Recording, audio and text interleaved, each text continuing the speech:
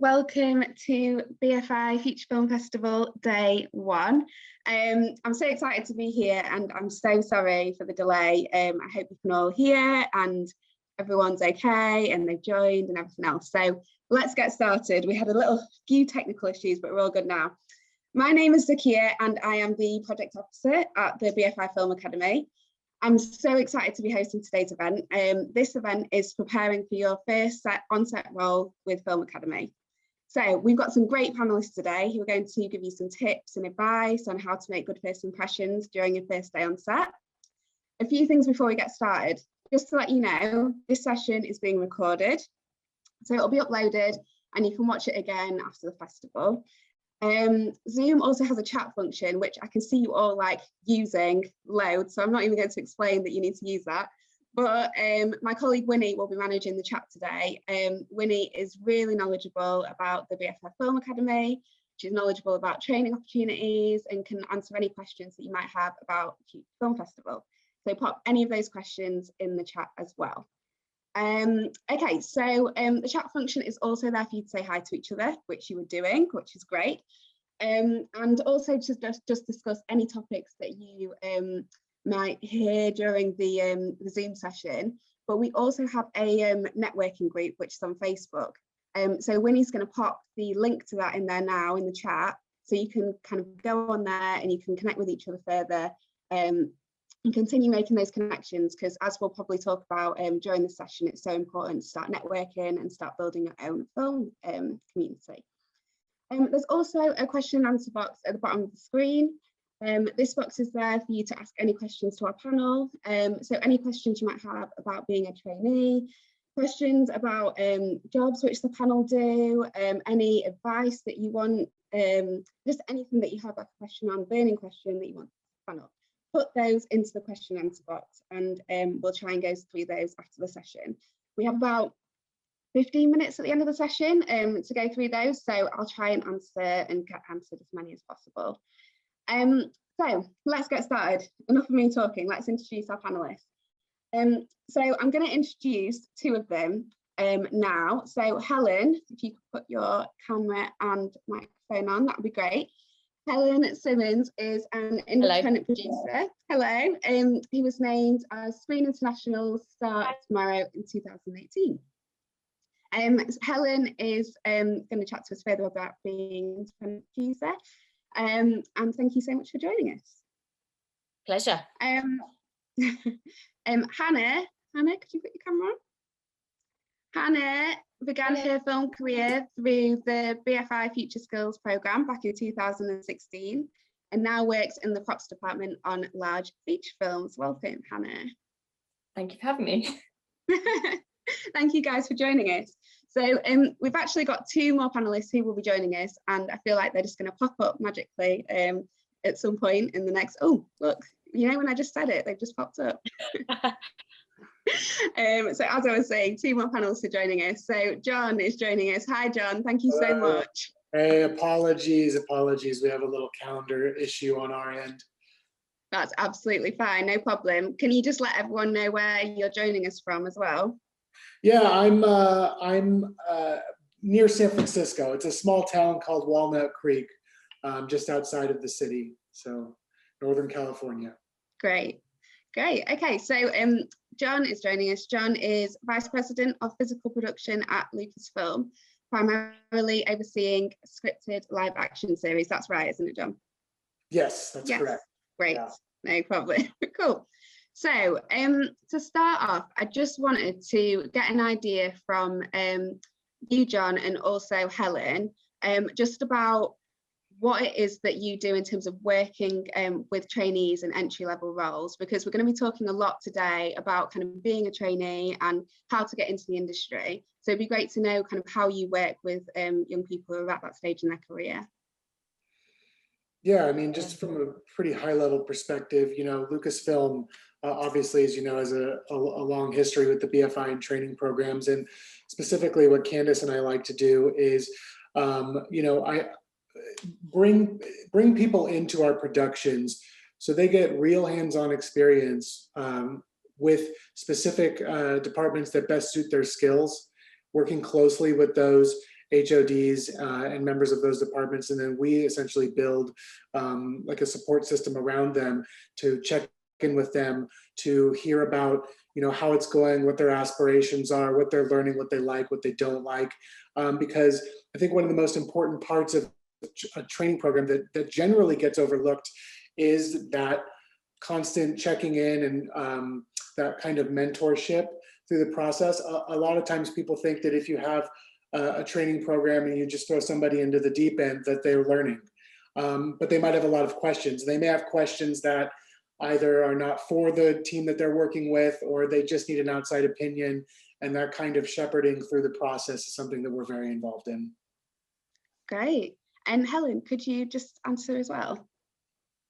Yeah, I mean, I suppose the way that I work is much more small scale and more informal, and maybe more personal, in the sense that it's the productions that I do are a lot smaller, and so I suppose I get to know people that actually come in as trainees, or lots of things I've done, people have stepped up. So the smaller the production, they get more of an opportunity to take on a bigger bit of responsibility. So and that's really nice to see somebody flourish and to feel like you've been able to help them like make the next step in their career. Absolutely. Definitely. And I think we're going to talk a little bit about the difference between working kind of in those two environments in a second. But I think definitely kind of everyone here, and Hannah probably is testament to this, it's so important to have that kind of, I guess, like mentor or someone who is like helping you through that process.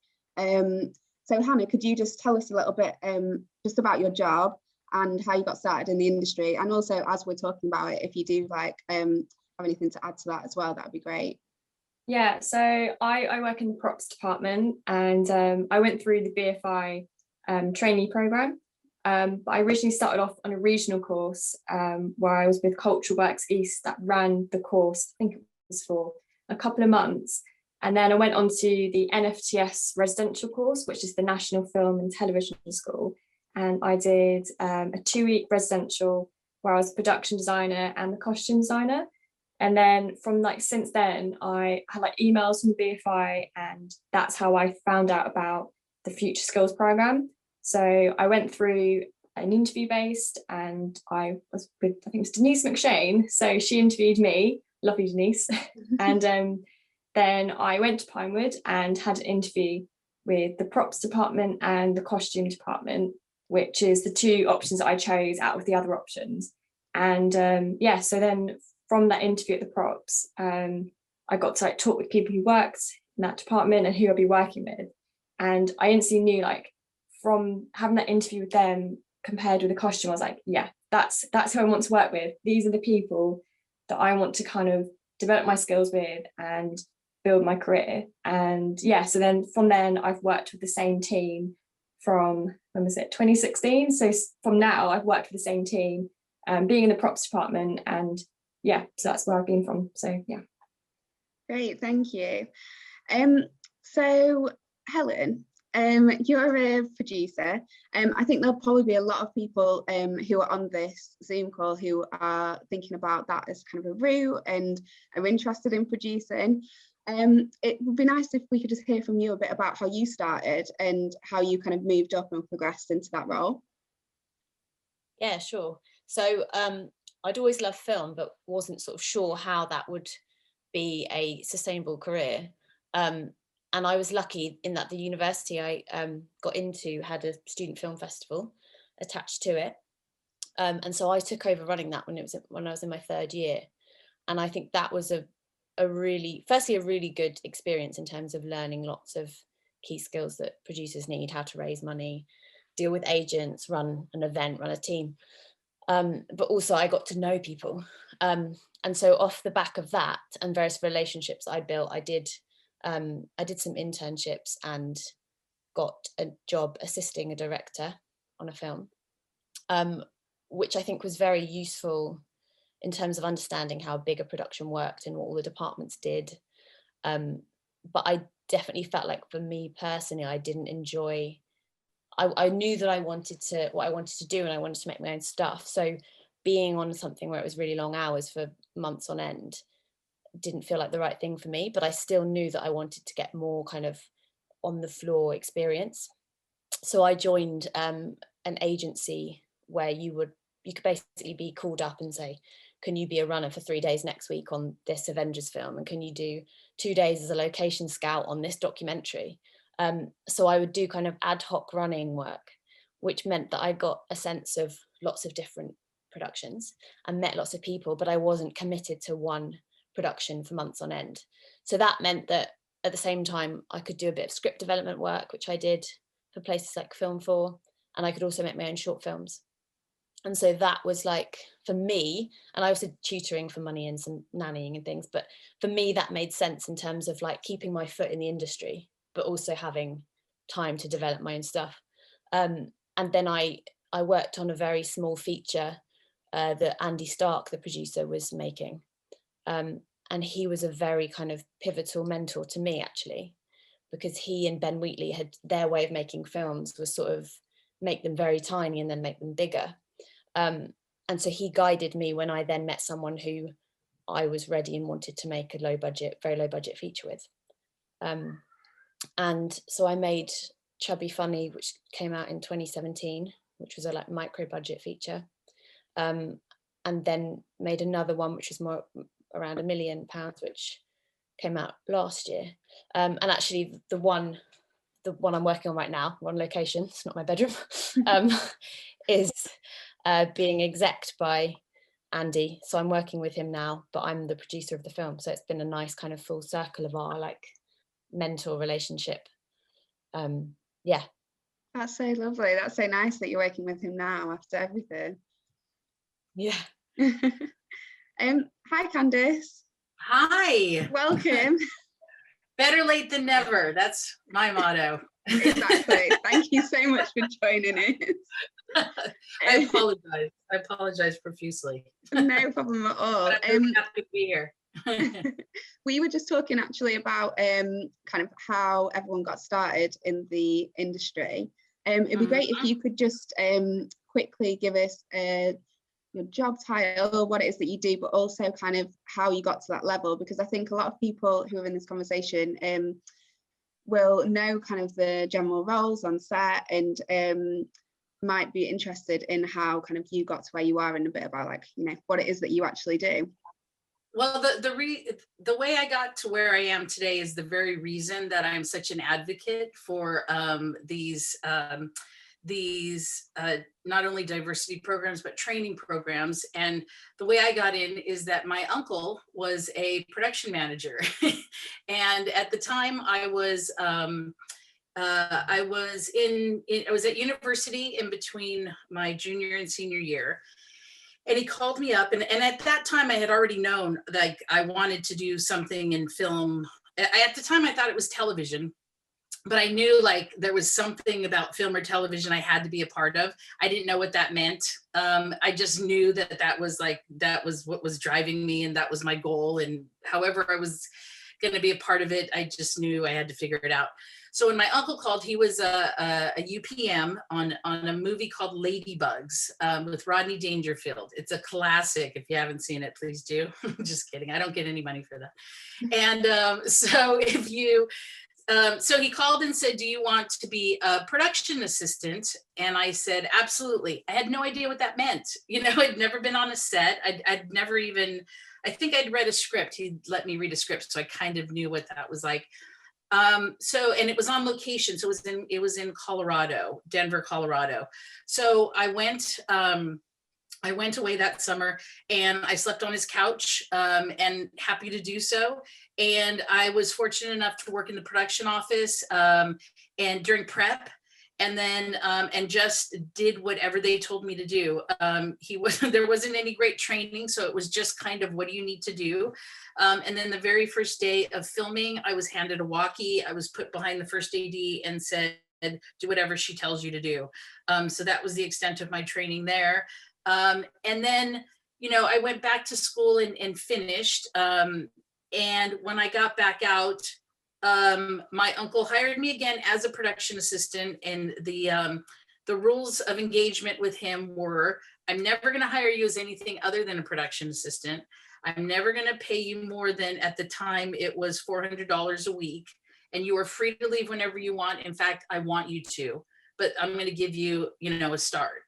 So I took that as, this guy ain't going to help me in any way. Just kidding. But I mean, like, I just knew, like, he wanted me to make it on my own.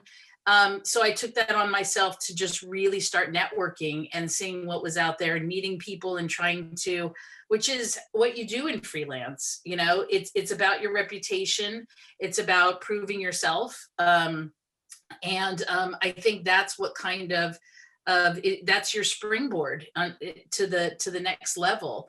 And I started to get my own shows, and started to get the courage to begin to ask for promotions. I want to do this. Will you give me a chance to do this? And there were some amazing people out there that did that I'm still actually friends with. That's how I got my start. So I honestly also believe that's why this is the programs with the BFI are so special to me, because I just know it's just getting that one shot, getting that opportunity to show people you work hard and that this is the right place for you.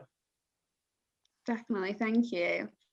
And John, could you just give us a brief overview, but also let us know kind of what you do now as well, just so people understand that.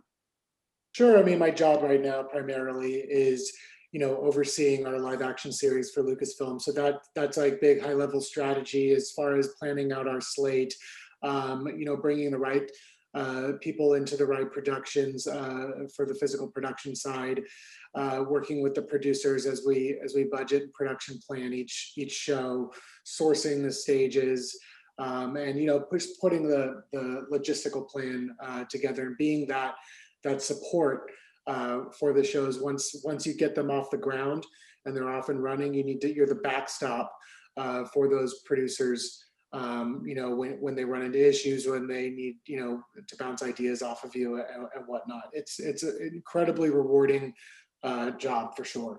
My path here is didn't start out quite as linear. I went to a college called Cal State University Northridge. I went to their film program. I specialized in television. It was kind of at the infancy of that particular department. And when I got out of school, or towards the end, I was in a training program as well. We call it internships in the States.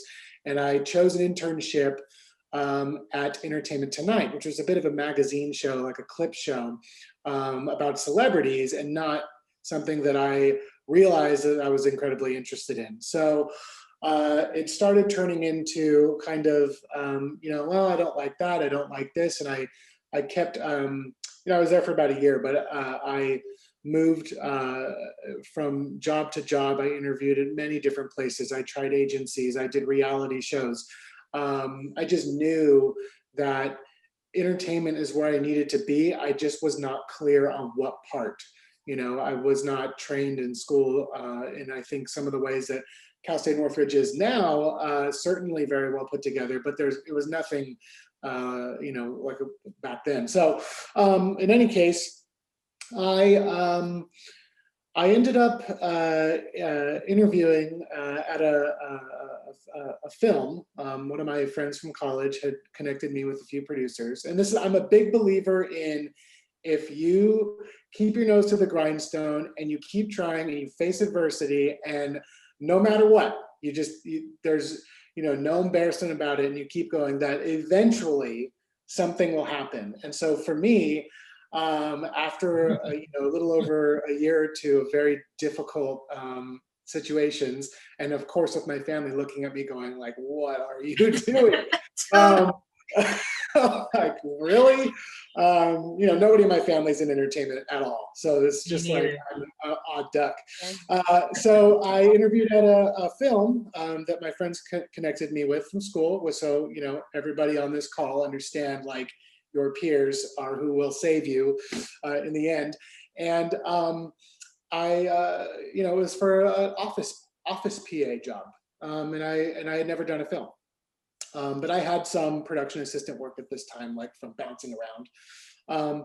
And so I was, talking with them, and I said, well, where's the show shooting? Which is kind of a silly question to ask in Los Angeles, because like clearly it's shooting in Los Angeles, but I didn't know.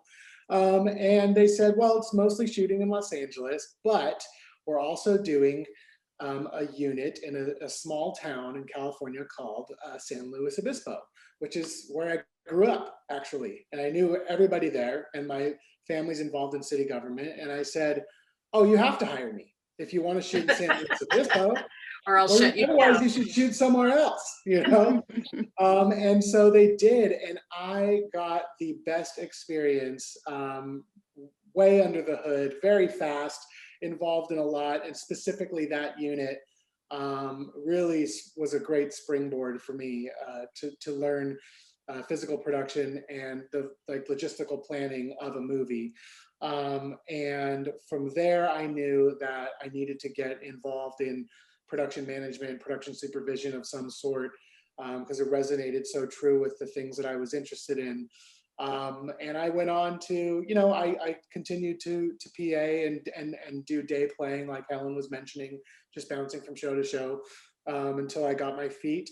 I quickly got involved in television. I knew I needed to get into the unions. I felt that being an IATSE member was very important in the States. I needed my health benefits and a wage. So I did press for that with the connections I had made over the years. I got it. And then I quickly transitioned into television, which had been explained to me as the hardest, kind of content to make. And I just thought, I want to see, how hard is it? And I fell in love with it. I really enjoyed the pace. The workload was just immense, but I needed that. And, the show I joined was called Mad Men, and it was a wildly popular show in the States. And it was like my grad school. I learned everything there. And I went on to join the DGA and go do productions after that, until eventually Jason McGatlin, who was our former head of production, found me living up here in the Bay and brought me into Lucasfilm. So it's been a very interesting journey. I feel like you've all had such interesting and such different journeys as well. And it's so nice to kind of hear about those, and I hope paying attention to that and like listening to how you guys have experienced different things, because I think that's the most important. Like, no journey is the same, especially, and to experience lots of different things is actually really good for you and really good for your CV. I did say as well, like when you were all talking about networking, it's so funny watching the chat. All I can see is like people talking and like saying what it is that they do, and it's really great to see you all networking. So please, guys, continue to do that. So let's just get into this. Candice, please could you explain to us what a trainee is and what the level of that job entails? It's going to depend on what field you're going into. There's some jobs that you can just come in and really kind of be not have a ton of experience. And then there's some jobs in art department, where they'll want you to come in and know specific softwares, just to get started. So I think, honestly, I say this all the time as we meet the BFI candidates and when we're interviewing them.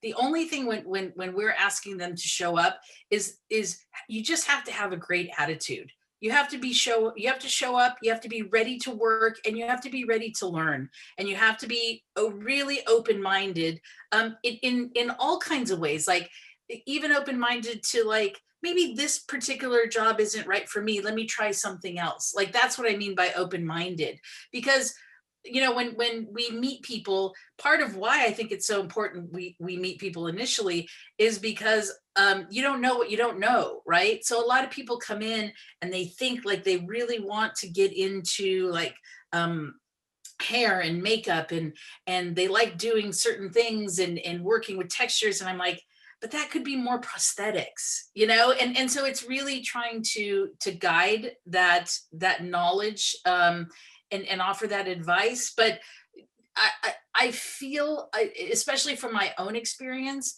you know, unless it's something technical, you really can, obviously you should research as much as you want. I feel the key to any trainee coming in is just knowing what that initial passion is within you, whether it's you know, costume or drawing and design or working with textures or building, whatever it is. I think it's honing in on what that is, and then coming in with that kind of open-mindedness and that ability, that work ethic, that you're willing to do whatever it takes, you know, to be successful. Definitely. And I guess that translates across to you, Helen, and kind of more independent stuff. Could you just kind of give us an idea of what you're looking for in an entry-level trainee, or whether it is the same in your kind of field? I guess it depends on the type of film. So the last one I did, for instance, we used screen skills trainees. We did that trainee. Yeah. And so that was very specific to department. So it was like, we wanted people for the art department, we wanted people for locations or whatever. And that was more kind of people that I suppose already knew exactly what they wanted to do.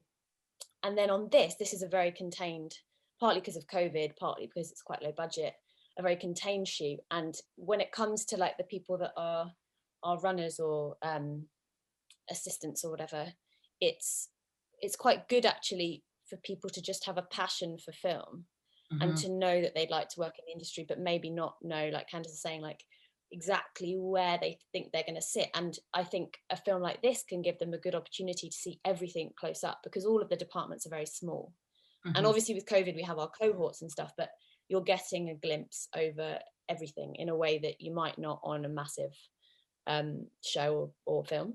So the thing that I always look for is exactly that. It's the passion, the enthusiasm, the willingness to do ridiculous things, you know, like the production assistant we brought on was like driving around country lanes with me yesterday looking for a cow shed to film it, you know, like just being willing to like go along with the madness of making something and be a person, because I think as well personality, and it's such a people business, and you have to be someone who other people want to be around for however many hours a day. So having a kind of sunny disposition is always helpful, and just being willing to muck in and enjoy the work that you're doing. And you know, like I still feel every time I get to make a movie, it's like winning the lottery, like the fact that we get to do that as a job. So I always want people that I employ to feel that too.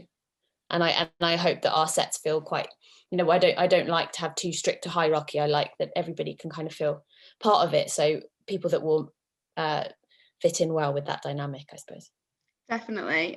I think it can be really daunting though for someone to kind of come into that environment, whether it is on like an independent film, there's loads going on and it's on location, or whether it's on kind of a big feature film on a big stage. And I guess, Hannah, you've had that experience so recently, like me, and you went onto your set and you just kind of had to muck in and get on with it and learn on the job.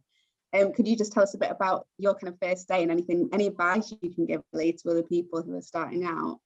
Yeah, I mean, I remember vividly my first day. I remember like obviously setting my alarm very early and not sleeping the whole entire night because I was so nervous. But yeah, I mean, the first day on set, that was more nerve-wracking than going in the workshop for me, just because I'd not really experienced that, and because it was on the Han Solo film, I felt a lot of pressure, like I'm not going to be able to do this. I have no idea what I'm doing. But I luckily had a really lovely team, and from learning from that experience, I know that don't put the stress on yourself to be like, I've got to know everything all at once, because you're not going to. You're going to learn it stage by stage, and they know that. And just observe what they're doing as well. Like take a step back and see how they kind of present themselves and keep calm and everything. So that's how I learned how to present myself and be like, okay, I can do this. I've got the skills to do it because I'm learning from them. They're teaching me. I've just got to keep calm and just not panic about it, because you think, oh, all these big actors and everyone's like running around doing their job, but that's because that's the pace of it. It's not because they're a headless chicken kind of thing. It's just that's the pace of making a film. But from my like opinion, I would just say, just enjoy it. Like everyone else would say, enjoy it, and just know that if you work hard, it's going to pay off. Like you're going to make mistakes. Like I've made so many mistakes, and I think if I didn't make that mistake, I wouldn't have learned from it. I wouldn't be where I am, and I wouldn't think, oh, okay, I know what to do next time.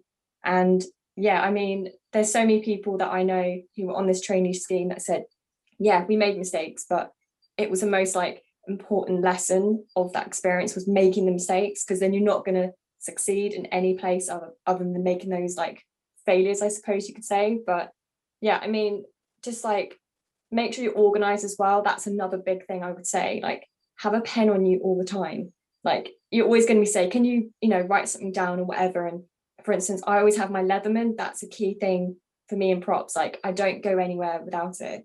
And like you have your utility belt and stuff like that. You see hair and makeup, they have all of their equipment with them. So just make sure you organize and ask questions. So just say to them, what would you say that I need as a trainee? And they'll tell you. Like they're not going to not tell you, but yeah.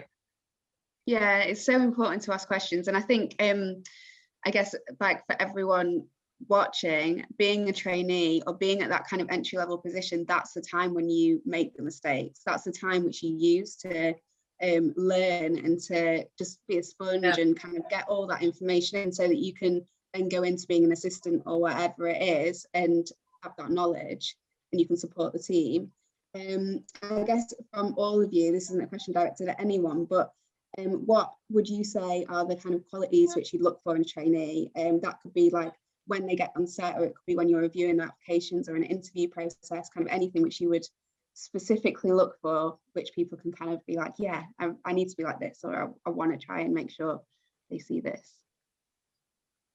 I mean, I think it's pretty, you can boil it down to something pretty simple, and that is it's just motivated, interested, smart people. You know, if you come in and you're excited to be there and you're prepared, and being prepared doesn't mean that you know everything.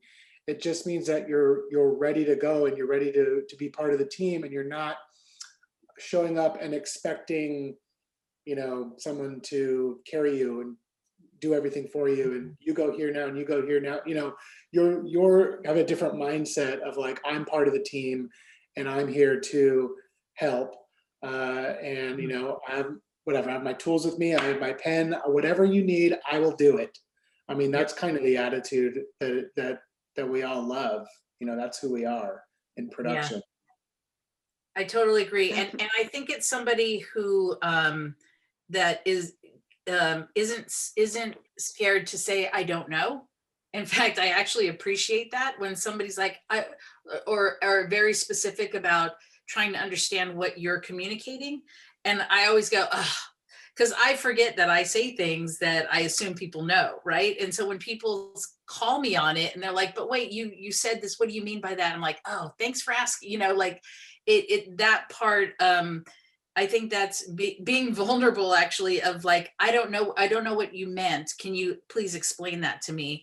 I think that actually shows somebody that is quite brave that, you know, can take the time to get to the root of what you're trying to say. Definitely. And Helen, do you have anything to add to that? No, I was going to say the same thing. And I think that sort of honesty, I think that shows, yeah, being smart is not about pretending to know everything, exactly that. It's about knowing when to ask, and then knowing when to take the initiative, knowing when it's something you could Google or whatever.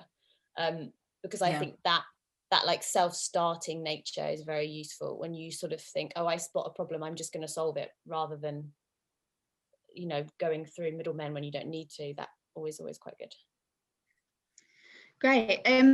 So I just wanted to go back a little bit to what Candice was saying about the range of departments and kind of you know, not always knowing kind of where you fit. And I was wondering if anyone could give me just some advice on how you work out like where to apply for, because obviously someone like Hannah has applied for the props department or art department. Sorry, Hannah, I'm putting words into your mouth, but you applied for a department and you've interviewed and you've got a role in props. But obviously there's people who may just have an interest in film. So how do you assess like your strengths and weaknesses in order to know where to fit? My gut instinct to answer that question is do whatever you can.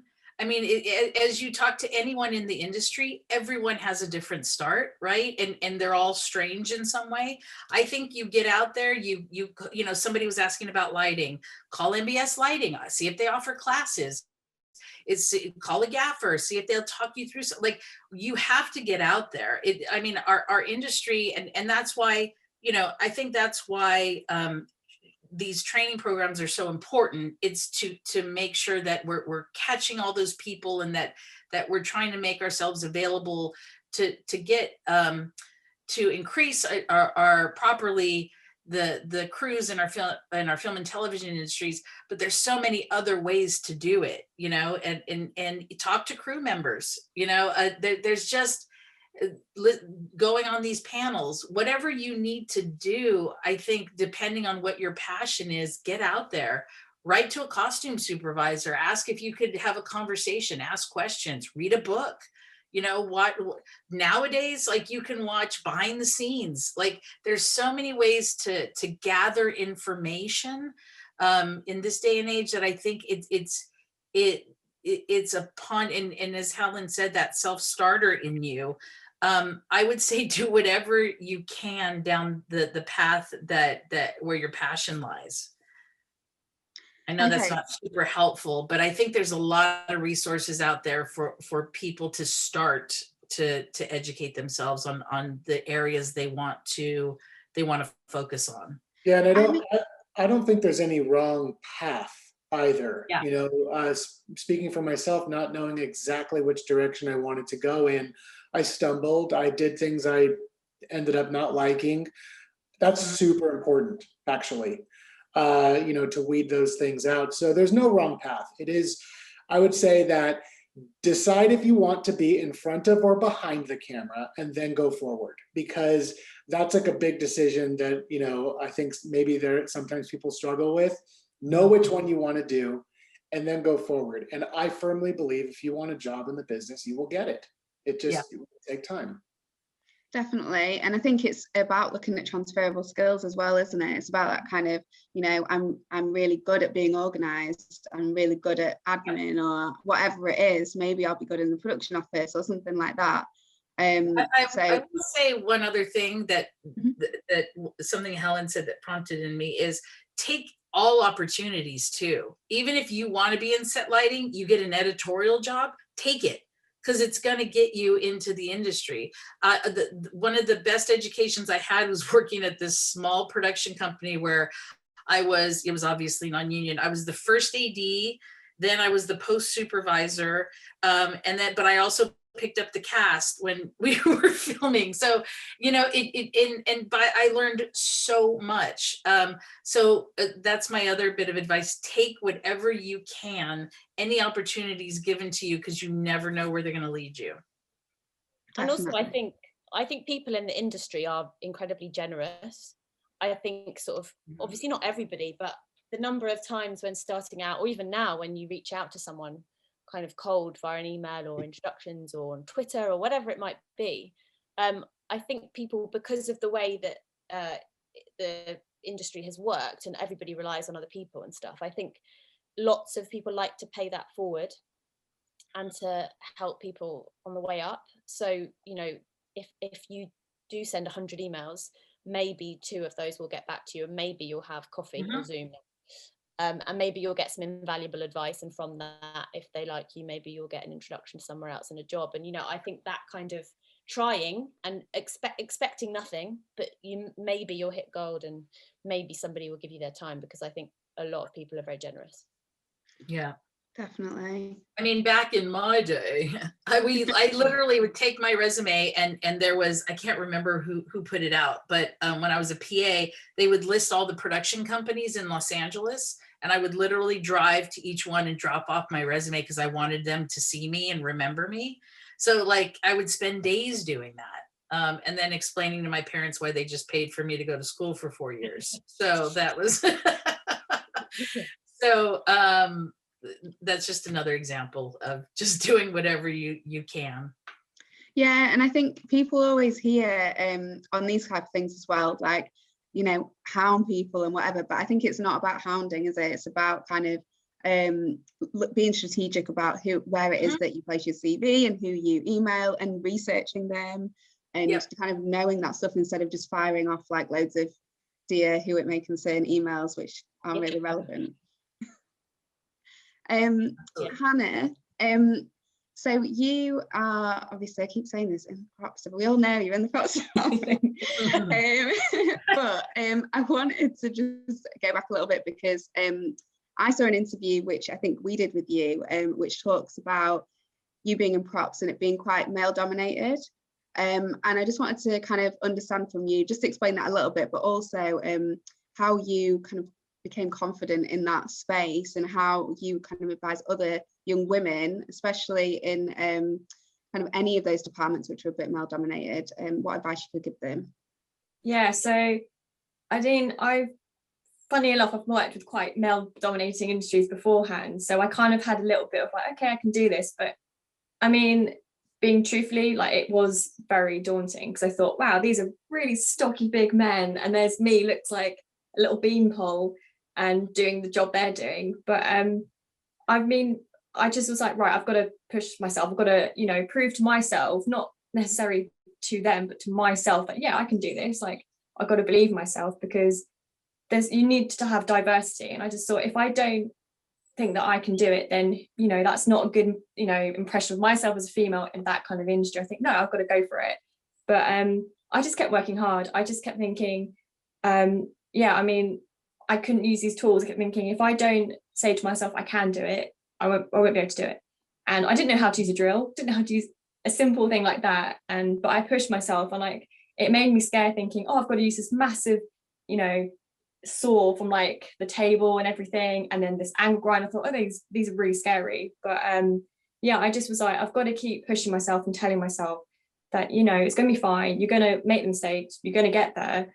But and also I had a really nice team. They really like were nice to me. They said, oh, you know, it's nice having a female around. I'm like, yeah, I'm like, it'd be nice to have more of them around, you know, that kind of thing.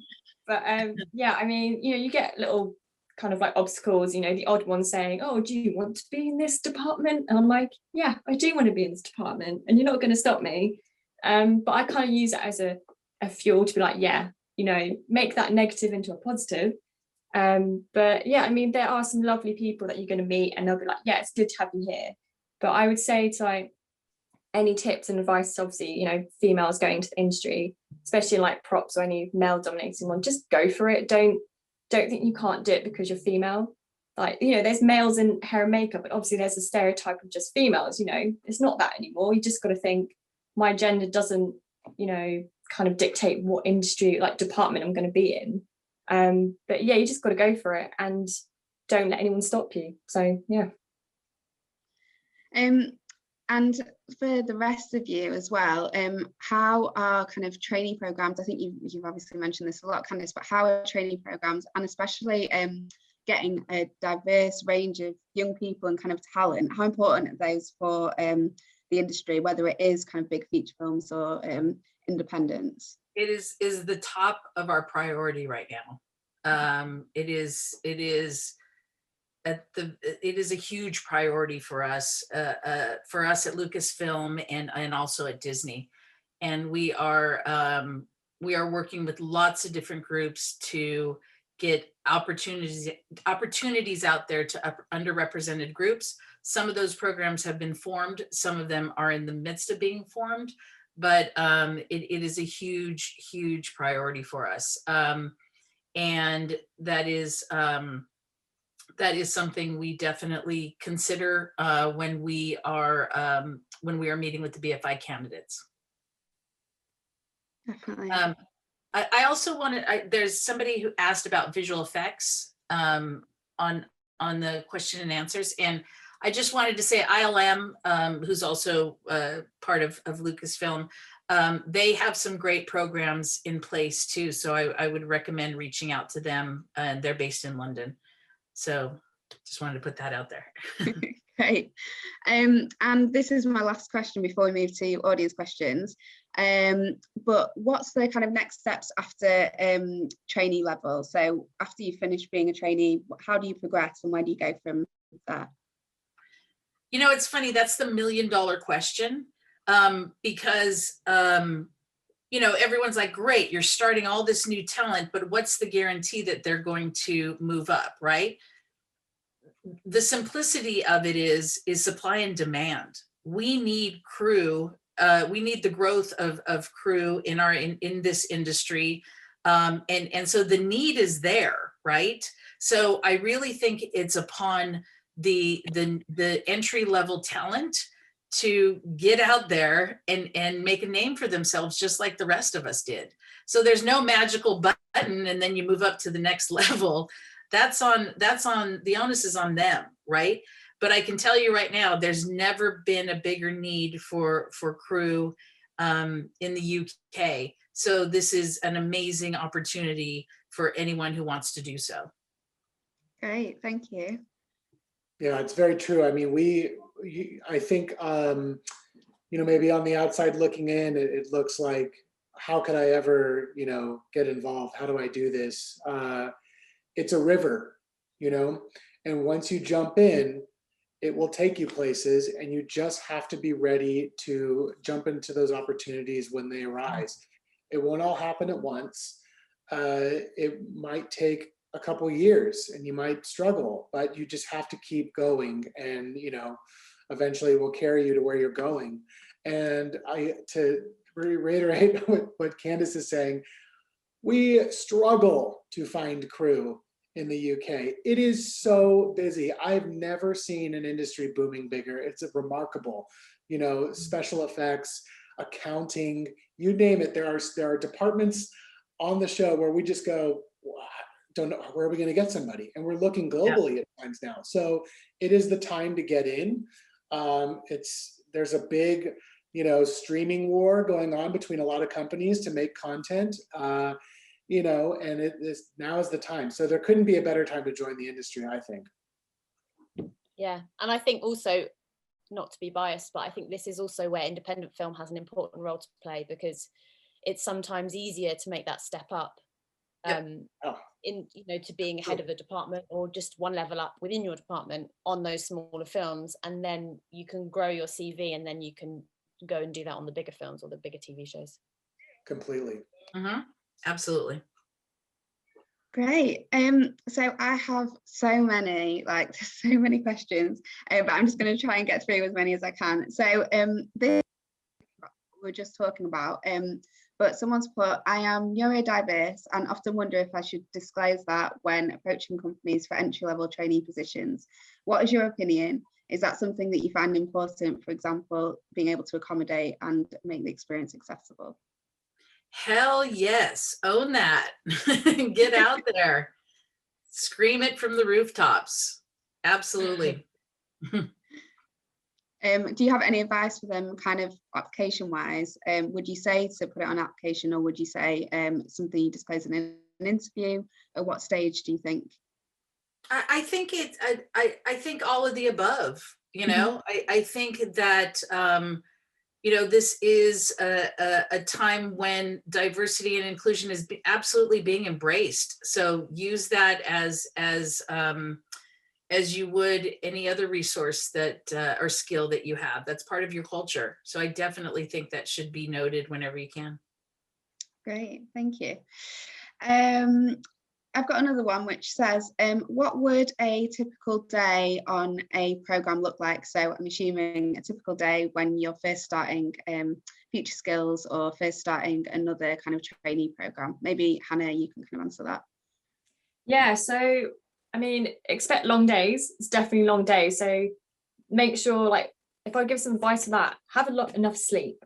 Make sure you get enough sleep for that, because it's so important. But a typical day would be, if, for instance, I was in the workshop, you'd be starting at 7 a.m. So obviously getting there at 7:15, be prompt to start for 7. I would be making things that could be from like a brief that I've been given by the set designer, to then be like, can you make some of these, like some examples that then the director can see in the show and tell. That could be, it could be at 2 p.m. or something like that. But yeah, it's a busy day of like making things, and then maybe coming up with a plan of like, you know, I've got to make so many of these. How long is it going to take me to make all of these props to go on set for, maybe in a month's time or something like that? But yeah, it's long days, but good educational days. Like I learned so much, and I still keep learning on different days. Like all the time I'm learning something new. So yeah, just expect to be busy, and like you're not going to be sitting down all the time. You're going to be up around probably doing 20,000 steps a day. So but yeah, it's brilliant. It's really good fun. So yeah. Yeah, don't do what Candice and I did and show up late. Bad. Yes, bad example. Without a If you're pen. not early, you're late. We would be. It did actually make me laugh quite a lot that Hannah was actually the one who was like super on time. Of course. We've gotten lazy, obviously. I would also add, be prepared for anything. When you're doing a show, anything can happen, and you might think, oh, I'm going to the studio today and I'm doing something, and the next thing you know, you're in the car driving 300 miles to go get something because it's an emergency. I mean, you have to be prepared for anything. So, drink lots of water. Sleep. How important is it to do a TV or film production course at university? Is that helpful in terms of learning about the industry and breaking into it? I don't know about. Go ahead. No, you go, Helen. Sorry. No, I was just going to say, I think it depends. Obviously, it depends person to person what you need and what suits your personality. For me, I don't think it's essential. Obviously, some roles are more technical than others.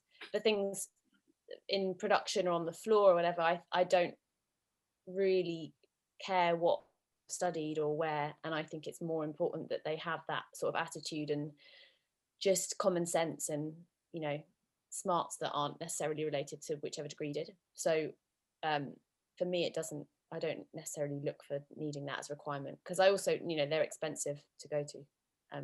So I don't think that should be something that prohibits someone from joining the industry. Yeah, I agree. I've worked with producers who are phenomenally successful and never went to college. It just depends. Everybody's different. Certainly, like Helen said, some of the technical positions, there's types of education you might want, to learn how to do that. But again, that's not necessarily a university at times. So sometimes it's just a craft, a trade that you might train in. But yeah, I don't think it's a necessity. Yeah, I totally agree as well, because when I asked people in the props department, I asked them if they went to uni, because I didn't go to uni or anything. Like probably about 80% of them said they didn't go.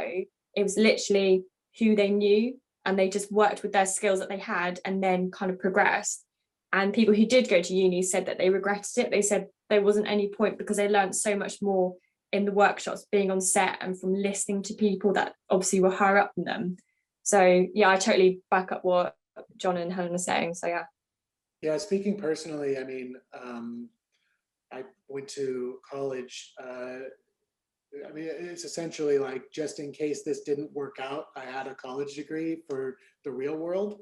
But it's never been, I met a lot of people. Obviously, the people I went to school with eventually got me the interview at the movie. So I think the networking piece is probably what paid off the most, but you don't need to go to school to get that. It just depends on your preference.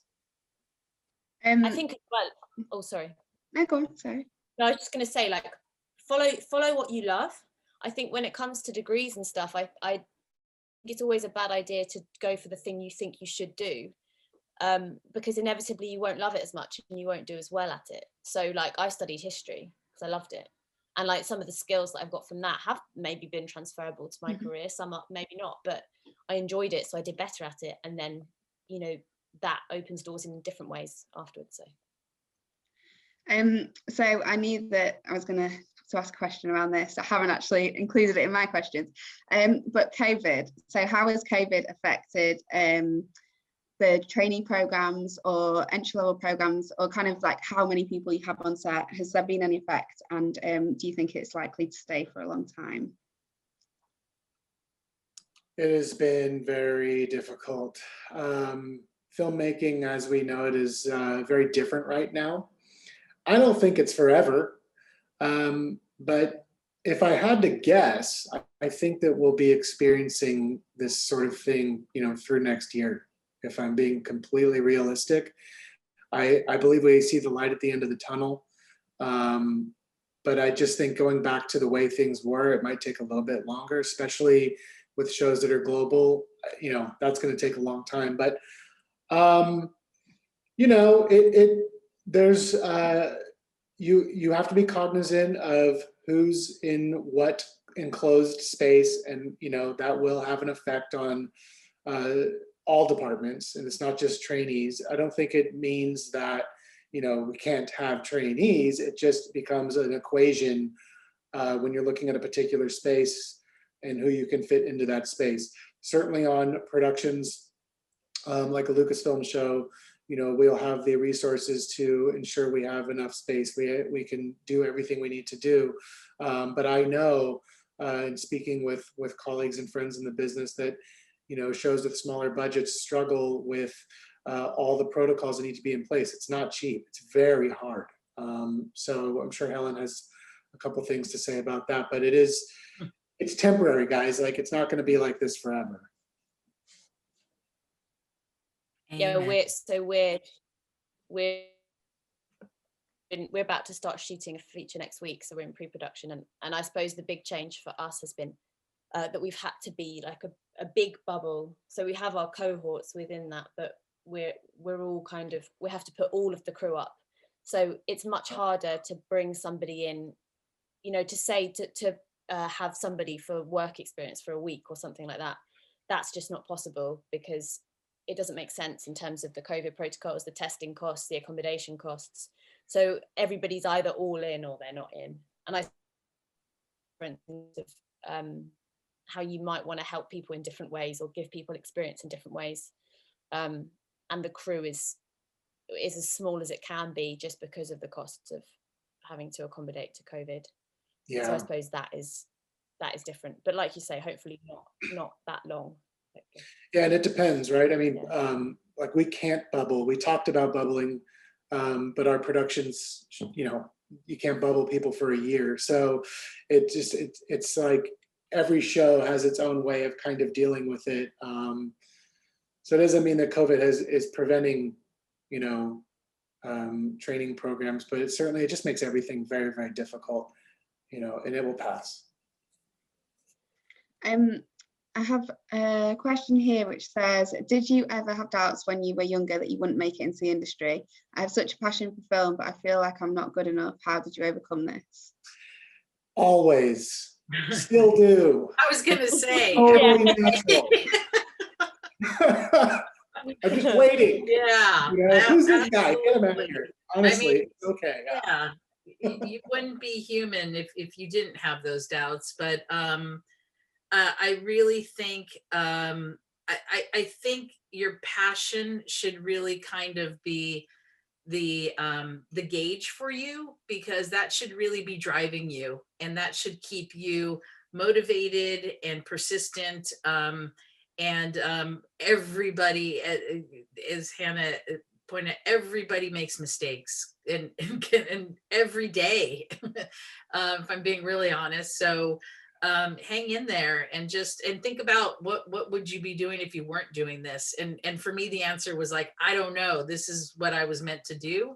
So I think asking yourself those types of questions also are helpful. Yeah, convert that nervous energy into fuel to keep you going, because that's what it is. So. Yeah. And also remembering that.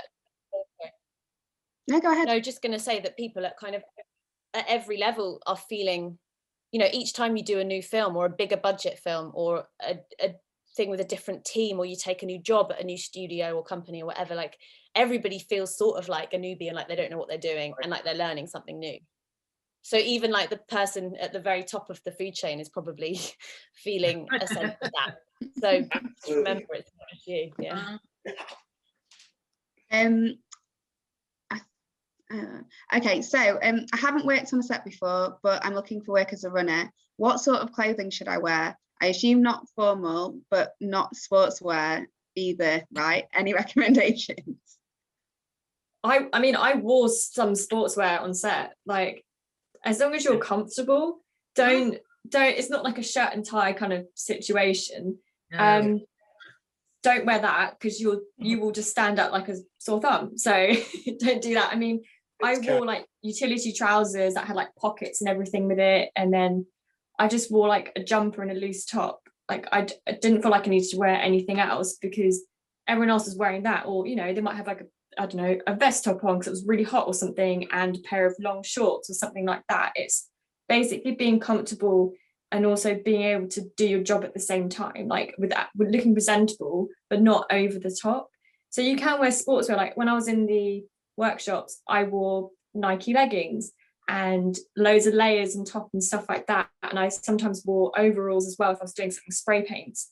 But you kind of see from what people are wearing in your department, you can ask them like, oh, where'd you get that from, or what would you recommend? It's literally asking someone and they will tell you. They say get this and get it from this shop, or you know, online or something like that, and then you kind of build your little on-set wardrobe, or you know, or workshop wardrobe, that kind of thing. So yeah, it's not anything to worry about, but it's good to obviously think about it. So yeah.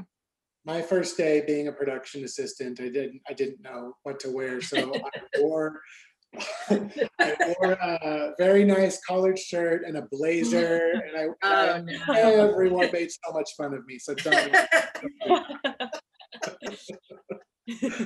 And it should be weather appropriate too, if you work outside. So that's the only other thing I would add. Rain jacket, jeans. Yeah. Well, like wear your steel cap boots.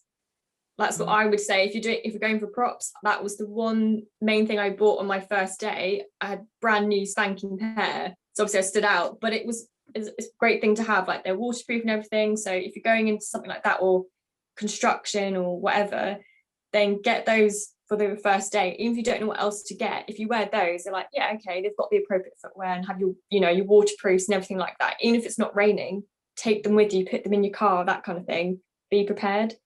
Yeah. We're actually coming to the end, unfortunately, but there was a couple of questions about driving and like getting a driving license on here, and I also just wanted to mention about the steel cap boots and the kind of things which you need to buy. If you go on the Screen Skills website, there's a bursary which you can apply for. So if you can't afford driving lessons, if you can't afford wet weather gear, or if you need something specific for your role, then make sure you go onto the Screen Skills website and look at the bursary and apply for that, because that'll be really helpful for you in years to come as well. There was also a couple of questions about Future Skills on our question sheet. Future Skills is a trainee program that we run through the BFI Film Academy.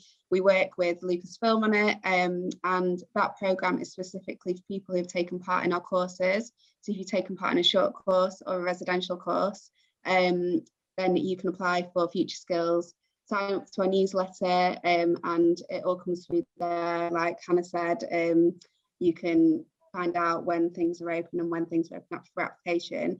Future Skills at the moment, I've seen quite a few people in the chat say that they're already kind of in that process. There's someone who had an interview today apparently for the programme, but it will reopen hopefully in the coming months, so probably kind of September time again, I assume. So thank you so much, guys, for joining, for taking part, for joining all over the world. Yeah, it's been great. And remember, always be on time. Always be on time. Don't take today as an example, also for us, because we started late. So guys, please, you know, be like Hannah, be on time. Everyone makes mistakes. Remember that too. There we go. Yeah. Be like Hannah. But thank you so much to all of our panelists, and just for all of your knowledge, for your insight, everything, and for taking time to join us at the festival today. So Winnie's about to put a link in the chat to our survey. If everyone kind of stops talking for a second, she's about to put a link in the chat just for our survey, which you can fill in and just say kind of whether you enjoyed the event, whether you found it useful. We really, really encourage you to do that, just because it's really helpful for us kind of know what to do taking these forward. You'll also get the survey from Eventbrite as well on email just after this event finishes. So if you don't see the link, which Winnie puts in, then you can get it on Eventbrite. The rest of the festival is taking place for the next 3 days. So there's loads of stuff coming up. So make sure you have a look at the programme. We've also got Hotspot, which is coming up at 6 o'clock. So you've got 40 minutes to take a break and then join us for the Hotspot, which is with Remy Weeks, who is a British director and screenwriter. And so make sure you check that out. And thank you so much again to everyone for joining. Thank you to the however many people who are chatting and talking and everything. I encourage you to keep networking. And yes, have an amazing rest of the festival and a lovely evening. Thank you. Thank Thank you, guys. Nice to see you all. Bye.